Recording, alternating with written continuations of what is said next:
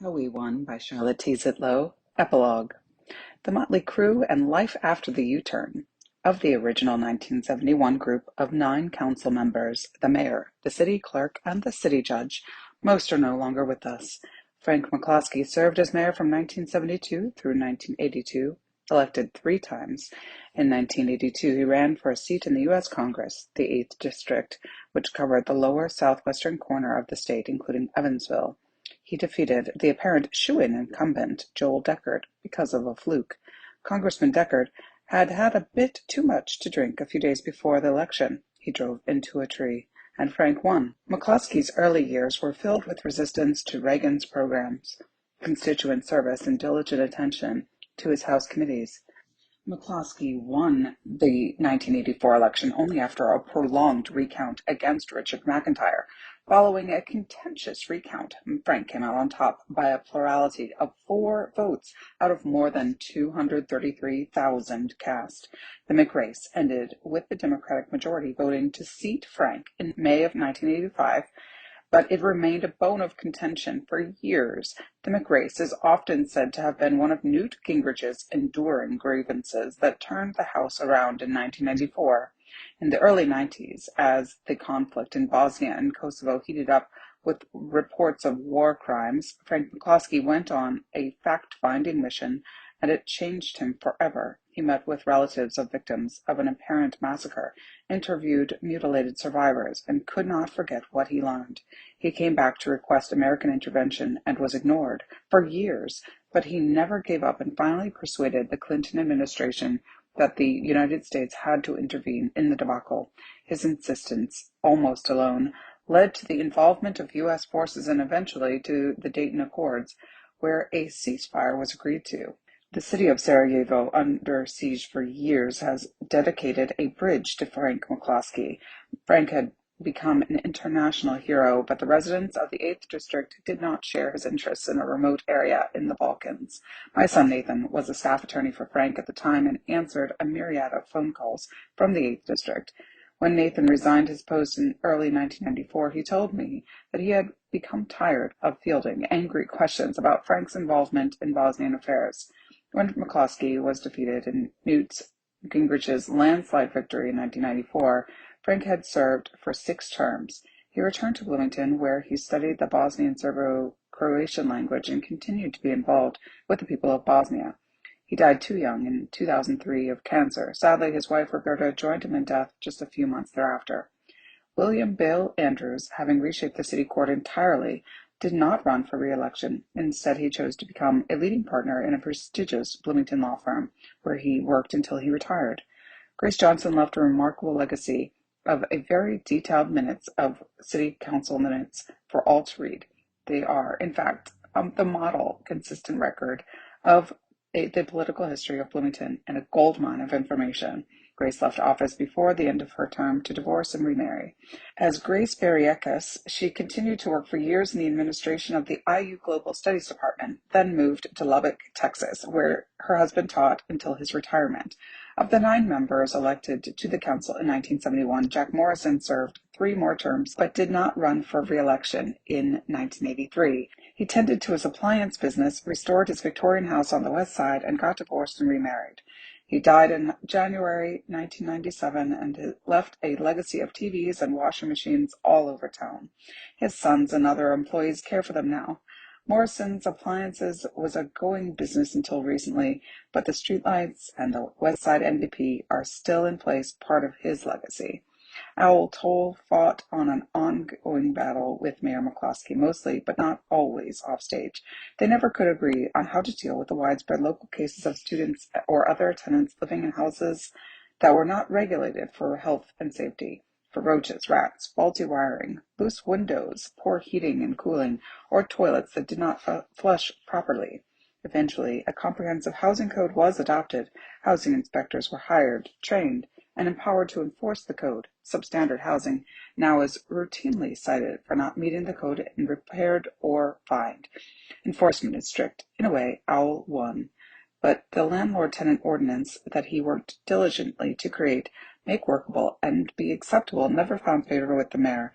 It was not enacted entirely as he hoped, He got no credit for his hard work. Al married Marilyn Schultz, our pioneering and extraordinary state representative, for 7 terms. Eventually, however, they divorced. Al graduated from IU School of Law, now the Maurer School, and when McCloskey left for Congress, ran in a Democratic Party caucus for mayor, which chose Tommy Allison instead. He practiced law for several years in Bloomington and left in the late 90s. Sherwin Meisel did not run for re-election in 1975 and returned to his work in the IU Medical Science Program. He remained on the Plan Commission, bought a farm in the northwest corner of Monroe County, and led a busy life until he died in 2010. Herbert Davis sadly developed an incurable and rare neurological disease in the first 2 years on the council. He died at home about the time Richard Nixon resigned from presidency in 1974. We were very shaken by that and missed him. The council replaced him with his wife, Flo Davis, who had been an award-winning nurse and hospital advocate for years. Their daughter, Carol Ann, worked in Frank McCloskey's Washington, D.C. congressional office. Jim Ackerman had to leave the council early for family health reasons as well, but he too was an invaluable member and left a mark with his approach to solving problems in a very concrete and collaborative fashion. He was often heard to say that we should understand that it is not only what we do, but how what we do is perceived that should instruct our decisions. It was invaluable admonition, often applied. He continued to teach in the Religious Studies Department at IU. With Kenneth Gross Lewis, he taught a widely known course on the Bible as literature. With Jim specializing in the Old Testament, Jim's wife, Alex, died in 2008. Jim remarried, moved with his new wife to San Diego, but returns frequently to Bloomington. He is one of only 2 known survivors of our 1971 adventure.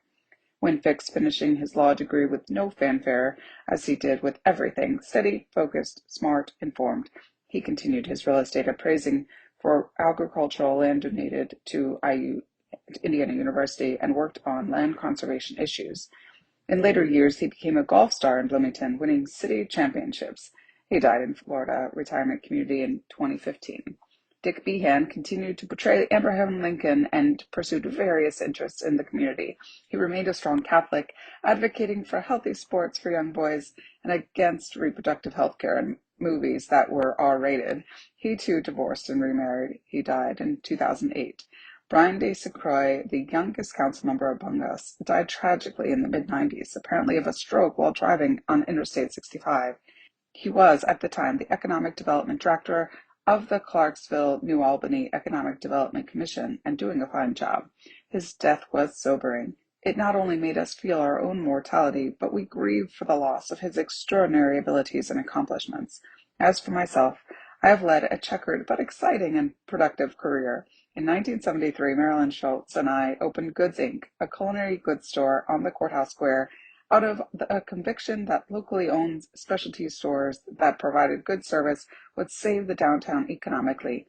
With Argentinum, a jewelry store with the same commitment to service and high-quality goods, we joined the Central Business Association. We became cheerleaders for locally owned, good downtown stores such as the Betty Jean Shop, candy, stationery, and cards, Whiteside's upscale clothing for men and women, Williams Jewelry, the place for bridal registry, Kahn's Clothing, Victor Settle Jewelries, Sullivan's Clothing, Tovey Shoes, Smith Shoes, Bloomington Hardware, Everly Hardware, and Southern Sporting Goods with its soda fountain, all with the knowledgeable owners that were on or close to the square.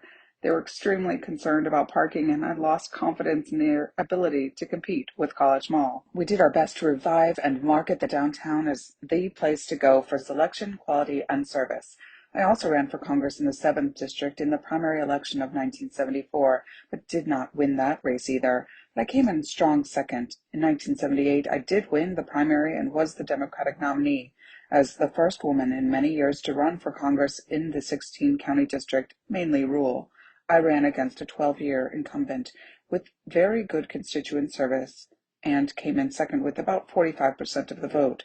I decided to run in the 1975 city mayoral primary against Frank McCloskey on the issue of the sewage treatment plant. It was a complex but extremely significant matter that is increasingly relevant to this day. I did not win, but the plant was not built at the southwest corner of the lake, thus making it impossible for the lake to be serviced with sewers. the fear being that doing so would create another Lake Wausawawi, a smaller lake in Indiana that was overdeveloped.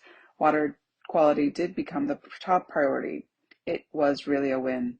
When I was running for Congress, I was often told that people were more interested in who was in the courthouse than in the House of Representatives. And in 1980, the year of the Reagan landslide, I ran for the Monroe County Commissioner. I was miraculously elected by a slim margin and became the first woman ever to be elected to the Monroe County Board of Commissioners. I got about 9,000 more votes than Jimmy Carter did in Monroe County. Amazing and astounding. The next 4 years, I spearheaded the renovation of the courthouse after years of controversy over the plan to gut and restore the historic building.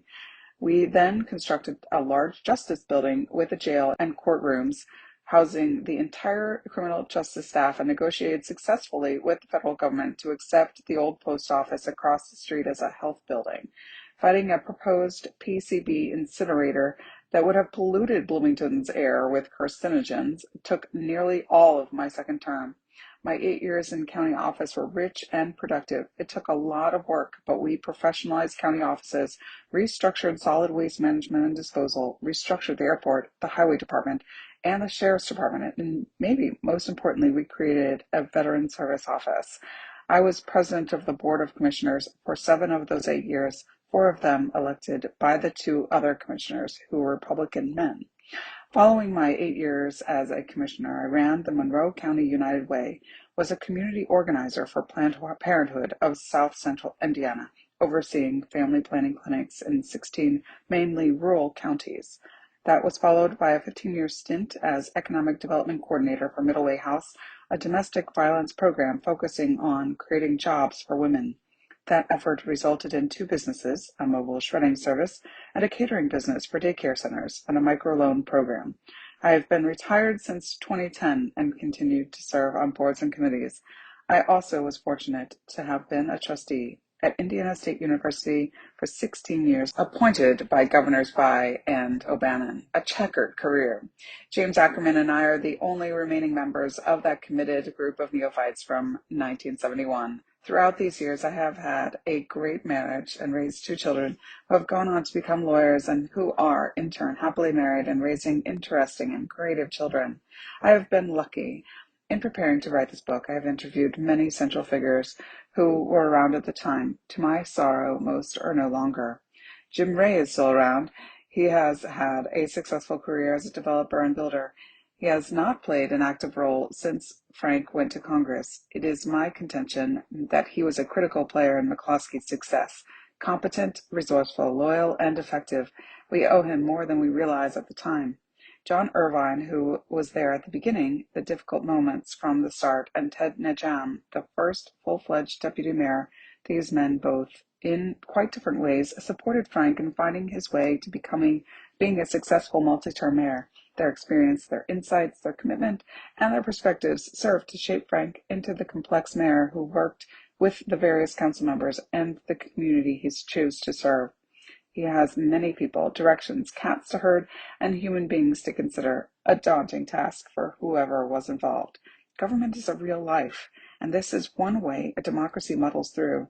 In 1971, the Democratic slate for City Council, without knowing each other or sharing many of the same specific interests, came together intentionally. We were bound by a strong focus on improving local government by creating in it a commitment to citizen participation, and that focus sustained our bond through the election and our momentous 4-year term.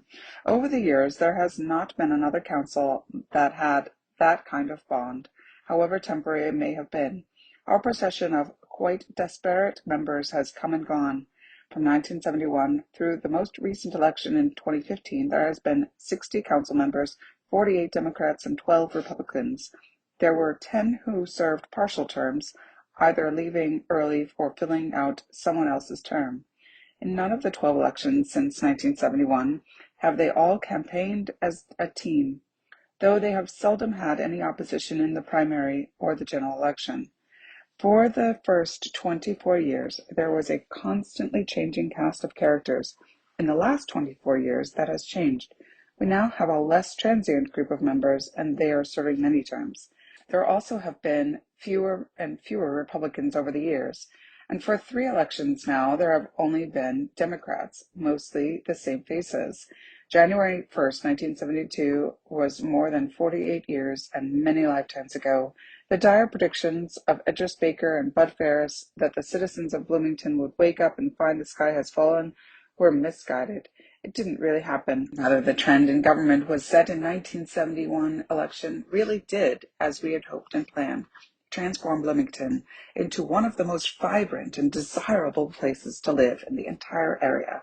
What I realize in retrospect is that we not only changed how we did business in government, we changed the culture of the community to the extent that people began to feel empowered to start things on their own. They felt invited to participate in government. It was the people who helped us find innovative ideas and solutions to problems. The same people, or their sons and daughters, continue to nurture our community in business, in healthcare, in the arts, and social services, and more. We created a welcoming and respectful environment which continues to encourage and embrace participation. Anyone who has something to offer, no matter how modest, should find a place where they can make a difference. I just have to look around my own neighborhood to see evidence of the innovation and self-realization that we triggered. The little restaurants, Blooming Foods, the CASA offices across the street, the Veteran Services office a block away, the Beeline walking and bike path, a beautiful courthouse square, the street musicians and festivals I can see from my balcony almost every weekend. I see this and understand now that this is what it was all about way back then. It is a truism, repeated over and over day by day. If I'm going to live in Indiana, I want to live in Bloomington. There is so much going on. The quality of life is excellent if you have the means to live here. Our arterials might not go all the way through the town. We have yet to solve the problem of houses and other buildings standing in the way of any plausible new east-west thoroughfares, but the streets are pretty well maintained. There have been major capital improvement programs that have relieved the worst areas where storm water pooled in major streets after heavy rainfalls. There is a growing inventory of sidewalks slowly being retrofitted in streets that were designed a bit too narrow in the old days of unregulated development to accommodate anything wider. It's a wonderful town, but it is not quite the same as noted above. For people who are struggling for existence, much of the town has become too expensive. The customer base is trendy and able to purchase what is there, but for many it is a stretch to be able to enjoy it. The dollar stores are much more important to the majority population than the downtown boutiques. Though this might seem self-evident, it should serve to remind us of the need for a more balanced and inclusive approach to economic development than we are currently pursuing. Who knows what the future will find appealing, necessary, possible? International unrest, financial crises, great or poor local management, and other winds of politics can blow us forward or bring us to the doldrums. The people will decide, and their decision will be based on what they know in their lives and what they perceive their future to be. Who will control government will depend on whether those running it will remember that they are there to serve people and to treat them with respect. It is also a danger of long-term administrations begin to assume ownership rather than servitude as its business. It is my hope that the sound and positive principles we instituted in the early 70s will continue to be a base for a citizen-driven, thoughtful, prudent, and caring government in Bloomington. James Root of the Herald Telephone was prescient in his admonition of the city election in 1971. Political domination, it seems, tends to provide a basis for in-party disharmony. There's a lesson here that Republicans fail to learn. Solving community problems or not can be the basis for citizen revolt. H.T., November 7, 1971. Everything matters. Unintended consequences happen. Nothing doesn't count. Never say never. And you never know. And finally, nothing happens unless somebody does it. We did this.